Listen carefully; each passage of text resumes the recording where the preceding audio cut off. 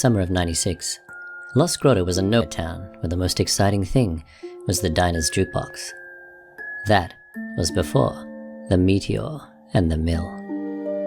My best friend Tommy and I were 12, holed up in our treehouse out back, surrounded by crumpled comic books, snacks, and a radio stuck on AM jazz.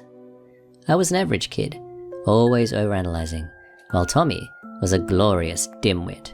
His goofy grin made everything an adventure, especially when things turned weird. It started one night when we were stargazing from the treehouse. A streak of light, small but bright, cut across the sky and crashed near the old mill that had been shuttered since the 70s. Tommy's eyes lit up. "Meteor! Jake! I bet it's worth millions," he said, like we'd stumbled on a space diamond. I sighed, but followed, hooked by his enthusiasm. The mill was condemned, and we'd always been told to go nowhere near it. It was dilapidated, dangerous, and some even said was haunted. As we set off for the mill, we grabbed flashlights, a backpack with supplies, and Tommy's gas station pocket knife, one that he swore was military grade. The air felt thick, like breathing molasses. Inside, among rusty beams and splintered boards, we found no meteor, just a slimy, pulsing egg the size of a beach ball, glowing faintly where the meteor had landed. "Gross!" Tommy exclaimed as it split open. A slick spider-like thing with too many legs shot up into the rafters and vanished into the shadows. We got the hell out of there and ran back to the treehouse. We debated telling our parents or the police, but decided it wouldn't be worth the beating. The town got stranger after that. People's pets started to go missing, including Tommy's dog. When taking our shortcut home from school one afternoon, we encountered Mr. Larson, the town drunk, a crusty old homeless man who had just stocked up on booze. Folks had always called him the cat killer, we believed, due to events from years gone by, but it sounded like he was up to his old tricks again.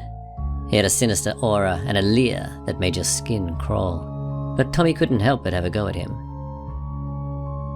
Larson shouted some offensive gibberish back about there being no evidence, so no charge, and then stumbled off down the alleyway.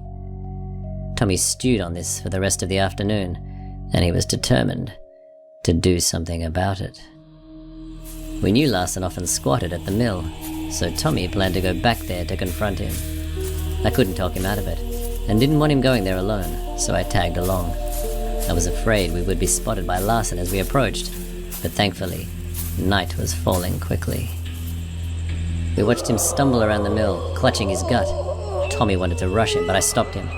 Larson's stomach bulged, writhing like something alive, but before we could bolt, his body tore open, and a creature, black, sleek, with claws like machetes, slithered out, hissing. It was bigger than the spider thing, maybe 3 feet long, with teeth like daggers. Larson was dead, and the creature leered around. We ducked behind some crates. "We gotta kill it!" I hissed. Tommy nodded, grinning like this was a comic book showdown. We grabbed weapons out of the backpack, me with a wrench, and Tommy with an aerosol and a lighter. The creature stalked us, its claws scraping the floor. My pulse hammered, but Tommy was hyped. As it approached, we exited the cover from opposite sides. I cracked its skull with a wrench, and Tommy lit it up. It screeched, its sides bursting and oozing black sludge. I swung until it stopped twitching. We stood there, gasping, filthy, but alive.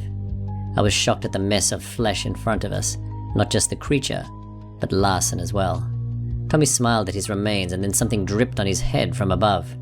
Tommy looked up, and he saw that the creature that had hatched from the egg a few days prior was now a huge, hairy mass, sitting in the rafters above.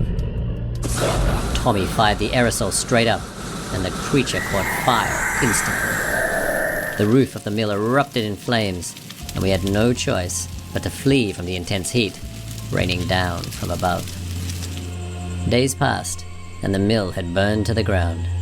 We learned that the authorities had been out there to inspect it. They found Larson's charred skeleton in the ashes, and they figured he'd fallen asleep smoking, causing the fire. And nearby, they uncovered another skeleton, small and human.